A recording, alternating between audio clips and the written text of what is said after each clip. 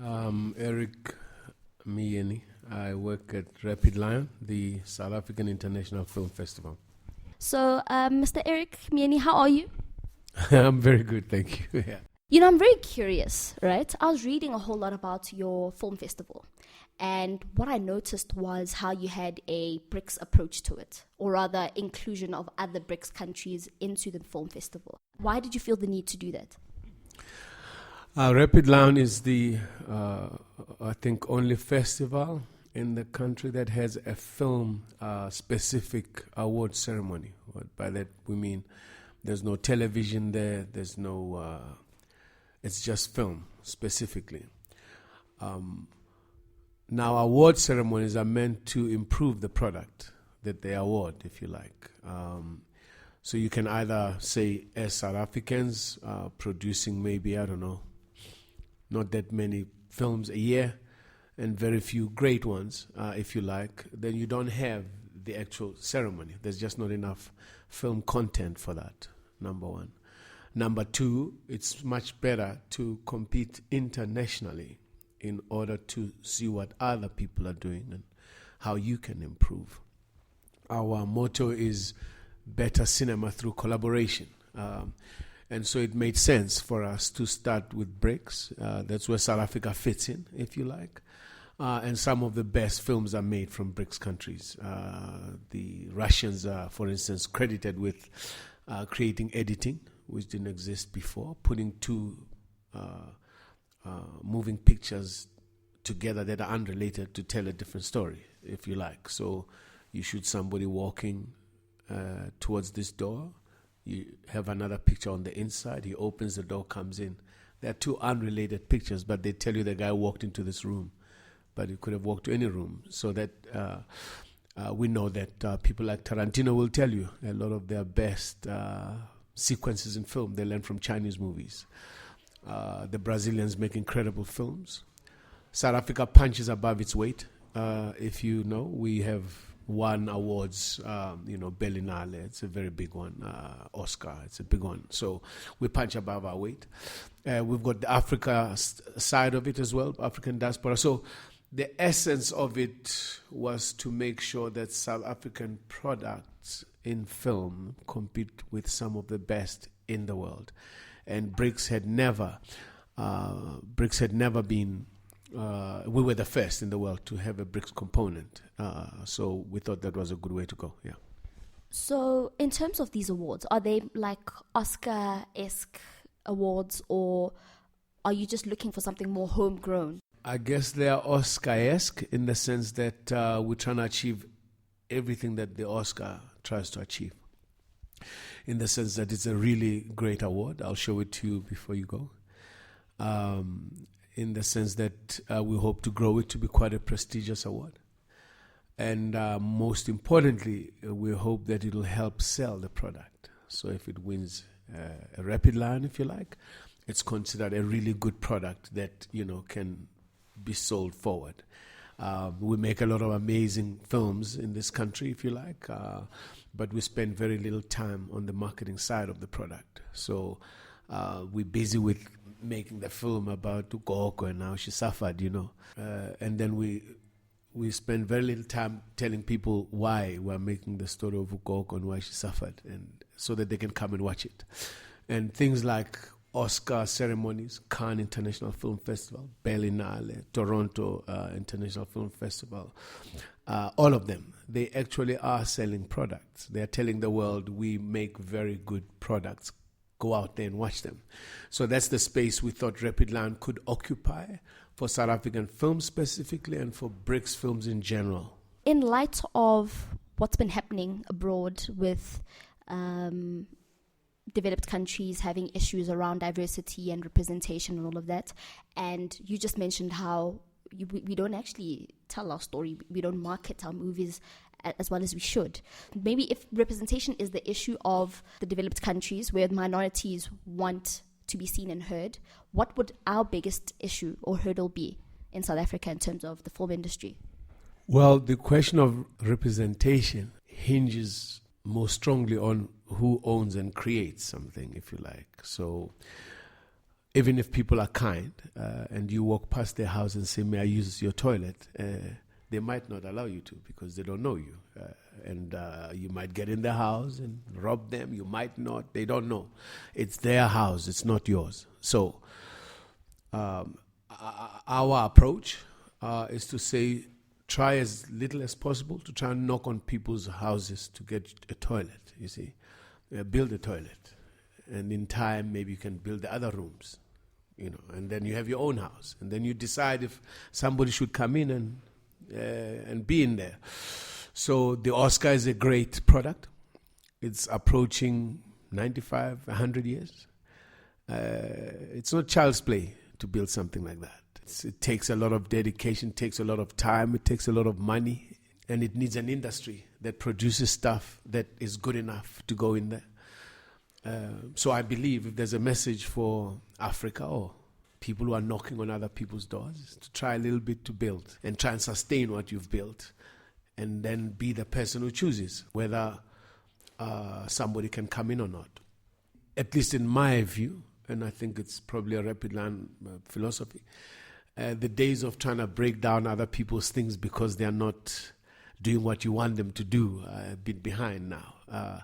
If you think what they've built is not good enough, build something that's just as good or better, that can do what you think should be done, if you like. So that's where we sit on that, yeah.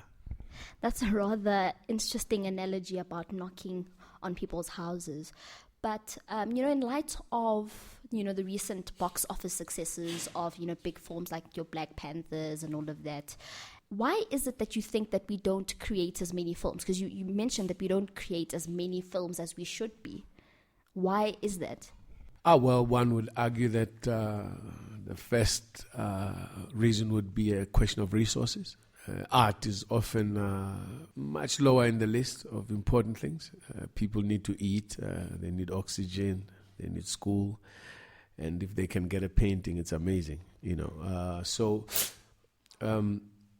I think first what needs to change is the attitude that art is a luxury, if you like, because art is an incredible industry if you run it right, if you know what I mean. A lot of people go to the Louvre, as an example, in Paris. And what people don't understand is that the main attraction is one painting. It was done by an Italian, bought by a French king, and put in a French museum. And to see the Mona Lisa, if you like, you have to fly to Paris. And once you get there, you have to eat something. And once you're there, you have to travel a little bit. You have to get a place to stay, and there's no way you're going for 1 hour and going back home. So you can imagine how much money the Mona Lisa is creating for France. So if you look at it like that, then you can understand the need to invest in art. Now, the thing about film, in my view, is that it's probably the most expensive art form in the world. It is the closest to real life, but it's the most expensive to recreate. And I think at the moment, we're not concentrating enough on making the return on the films we make, especially in South Africa. People just want the money to make the film they want to make. And that's it. And nobody says, well, you made that film. It cost us 12 million rand, and we haven't seen a cent of it, and now you have a very big car. Where's the return? And because we're not making a return as much and as often as we should, we are not able to generate enough resources to make the next film. There was a time when a $10 million film was a hectically expensive film in America. Very expensive. What? They spent $10 million. But they've built that industry so strongly, so steadily, and so well, that now a $200 million investment, and it is an investment, is seen as okay. And you know that they made all that money back plus 300 million profit in 2 weeks. So Black Panther cost 200 million. In the first 2 weeks, it made over 500 million. It's now approaching the $1 billion mark. That's an industry. It's not a place where you... so we are not making enough films because we're not yet concentrating on the right side of the film business. We're busy with the film. We need to start making time for the business side of the film business. And the business side says, I invested 5 million in you, and I got 2 million back, so I can invest another 5 million to you. Oh, you brought 5 back this time. Now I can give you 10 million. At the moment, we're just going to the government, asking for money and insisting on it, making that film, sits on the shelf, goes out, who cares? And that's a problem. And I think we're not making enough films because we haven't yet gotten to the industry side of filmmaking, and we need to get them. Something that people should know about, because if film is, the arts essentially shouldn't be an afterthought. With that being said, your career has really had an overarching impact in our country. You've been a household name, and you still continue to be a household name. And could you tell us a little about your experiences on screen and off screen as well? So being an actor and a director. I got into acting by accident. I actually hate it. It's an interesting thing. It's like being very good at maths and hating maths.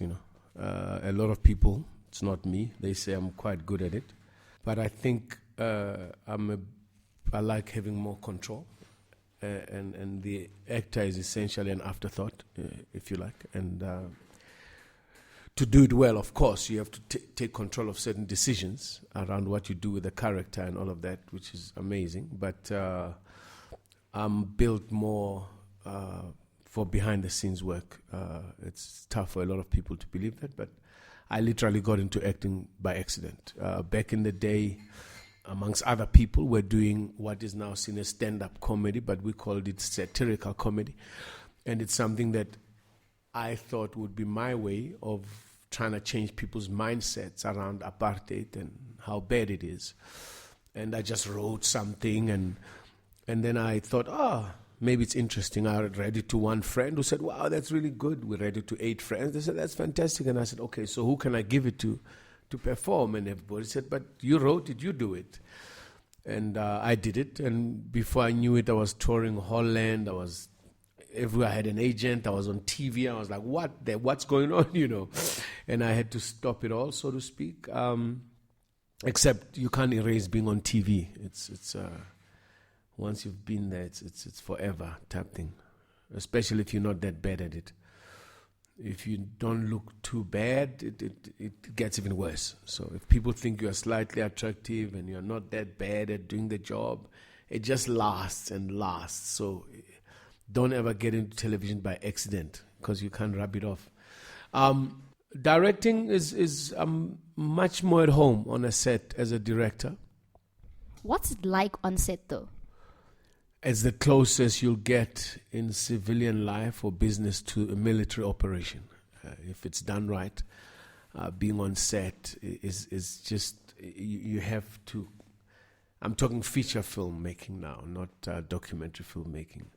You have to have the light just so the actor must move at this point and stop at this point and do this at that point. You have to finish it by this time in order to get to the next thing at that time. And I love that stuff. I love, it's like, it's project management supercharged. Once you get on set and you and all those components must start to move together. You must understand there's art department, there's the grips department, there's the lighting department, there's the actors, there's, and you have to make all of this thing come and get together. And the guy opens the door and says, I love you, and then pulls back, But what it takes to get there, I find incredible. I love that. I haven't worked out whether I'm a good director or not. That's the funny part about it.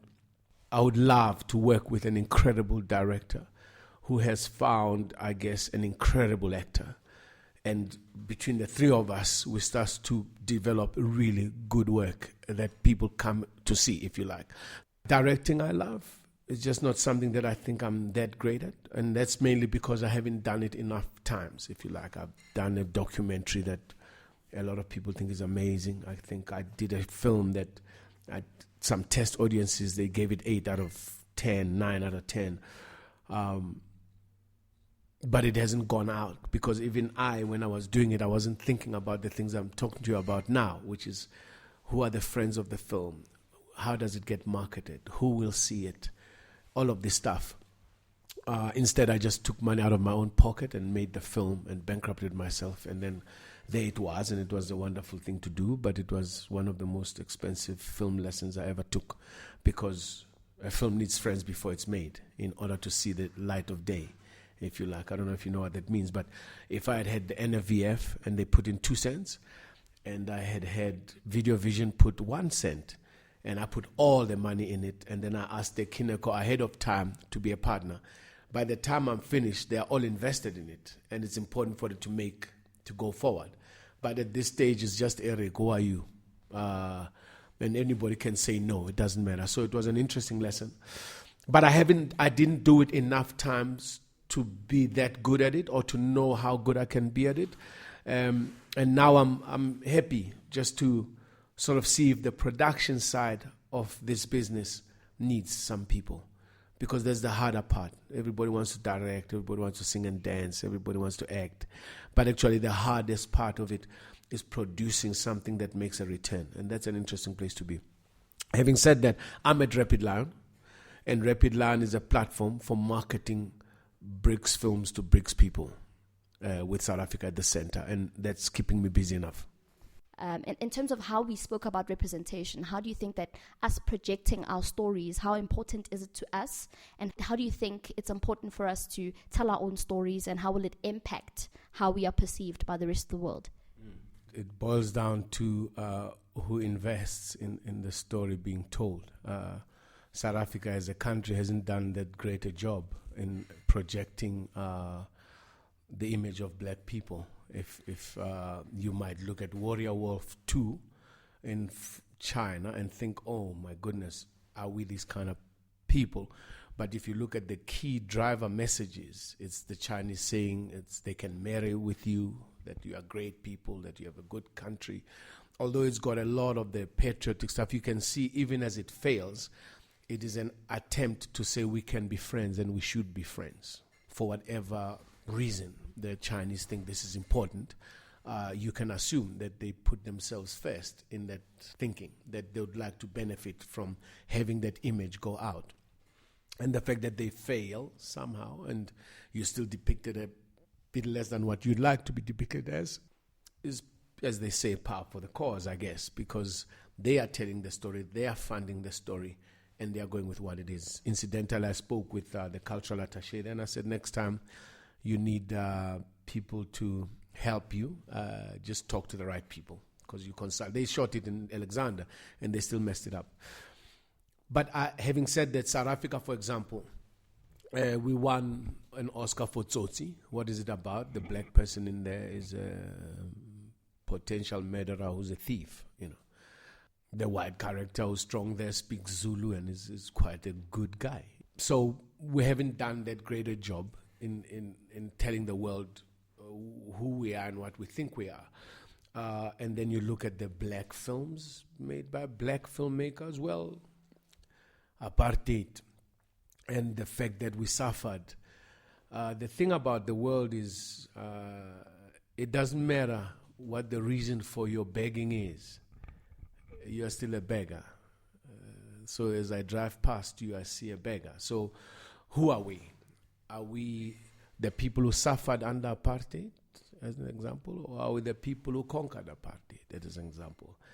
When apartheid was happening, were we dancing less? Who are we as a people? And I think us being a little too close and romanticizing our struggle a bit too much is a hindrance to our own progress, in my view. So if I were to say, the way I would direct the question is, would the story be better told if it was put in black hands? And my answer is it has been, and we haven't done that great a job on it. I have always felt that, for instance, the most intelligent thriller that happens to have black people in it would do a bigger job than a story around apartheid and how I suffered, told brilliantly. You know, that's what, for instance, Black Panther is doing. You know, because, by the way, people see it making all this money in America. Over 70% of the people going to watch it are white people. And they're loving it and telling other white people to go and watch it. Why? Because it's a story about a nation that's isolated, having to fight bigger powers and coming out intelligently in addressing those problems and finding a way to work with those powers without losing its own center, if you like. It's a universal, beautiful story that affirms you. When you walk out of that film, whether you are white, female, or black, or Asian, you feel affirmed as a human being. This is important. So it's not so much who tells the story as it is what we choose to tell and how. If you ask me, if the thinking is changed and the money is provided, yes, black stories will be better told by black people because we understand the nuances more. But at the same time, the worst ones could be told by black people because if a black person messes it up, the world believes it more. If I do a movie that says blacks are stupid and they can't do, and I happen to be a black director, the world will believe it more because I told the story and I'm black. So we need to tell our own stories, but we need to change our thinking around what will change the perception in the world of who we are. And I think that takes moving as far away from criticizing other people's products as possible and changing our view of who we are and what makes us important. Because it's not us suffering, it's not racism, it's not sexism. These things happen in our lives, but they are not who we are. They're just things we go through as we live. And so we need to concentrate on the journey, if you like. And it's a beautiful journey, this life, you know. That's why I love Catching Feelings. It's a beautiful story. I don't know if you have seen it, but you should see it if you haven't. It's a love story put in Joburg, and it's going to do more for people thinking Joburg is a cool city than anything ever done in a hell of a long time. You know, it's the trees, it's like a love card, a postcard to the world from Joburg, you know, and it just happens to have a lot of black people in it, you know, and then a white guy gets punched in the nose, you know, but actually you realize why. You know, so these kind of stories, that's what we need to start to realize, that we can thrill people, we can do love stories, we can do dramatic stories, but at the center of what we tell is human stories that can touch anybody anywhere. I always say to young people, I used to tell black kids that, you know, black people have invented the doorknob, which you take for granted, but it's a black guy who invented it. Now you think it's normal, but the fridge, you know, the traffic light, you know. They say the first combustion engine was a black guy, and that's what led to cars and aeroplanes and what have you. People know Edison was held by a black guy when he was working with the light bulb, and I think the black guy cracked that thing. So as you list these things, people don't know in recent times that a Ghanaian guy is the guy who cracked the method of controlling the robot on Mars. They could land it, but they couldn't direct it. And a Ghanaian guy cracked the code of how you actually direct that robot from Earth. People don't know Philip Emeagwali is a Nigerian guy. He's known as the father of the internet. He was the first guy to make multiple computers do billion calculations per second. And that helped have you network computers so that you have the internet. People don't know this. And whenever people get to be told, these black kids, they say, yeah, I knew I was better. I knew that I was not that. And they get all puffed up. And I said, no, you're not better. I'm just teaching you these things so you know that no member of the human race has not contributed substantially to the advancement of the human race. You're just being told that you didn't. But the fact that now you know you did does not make you better, because I can start listing what white people did. I can list what Chinese people did. I can list virtually every grouping in the world, and they all have contributed. So when you walk into a room and you say, I'm a woman and I'm strong, if that room loves women, man, they're going to lift you up, they're going to give you a hug, kiss you on the cheek, and they'll love you. If they hate women, they might rape you and murder you. Yeah? Walk into a room and say, I'm a black man, I'm strong. Yeah. If they love black men, they'll be like, oh, my brother. You know, if they hate you, they might lynch you. Yeah. Walk into a room and say, I'm a human being. And a lot of people start to look at you differently. They think, okay, I thought it was a black guy. I thought it was a woman. It's a human being. Oh, I'm a human being. It does something different, you see. We are humans, and there's not a member of the human race that has not suffered under racism or oppression. We might be the last in the line of this because Africa was difficult to conquer back in the day. But the English had the Vikings come in and mess them up big time, run them forever. Yeah? When those were done, the Romans came, they took over, they ran them ragged. So they were under colonial rule. And before any of these people came, they had kings that were ruling over the serfs, you know. And then one day, they took all the lessons from their abusers and they went and colonized a larger part of the world. So they too were rubbish. And by the way, nothing says they're not slaves today, because there are ways in which you look at London apartments and what they cost, and if you think these people are being robbed, but they think they're amazing because they are not African. But they're still slaves, and it's still a few people running a lot of stuff, you understand? So walk into a room, know that you are a human. At any given time, be ready to rebel a little bit, because if you don't do that, you end up a slave, you know, and you're okay. That's it.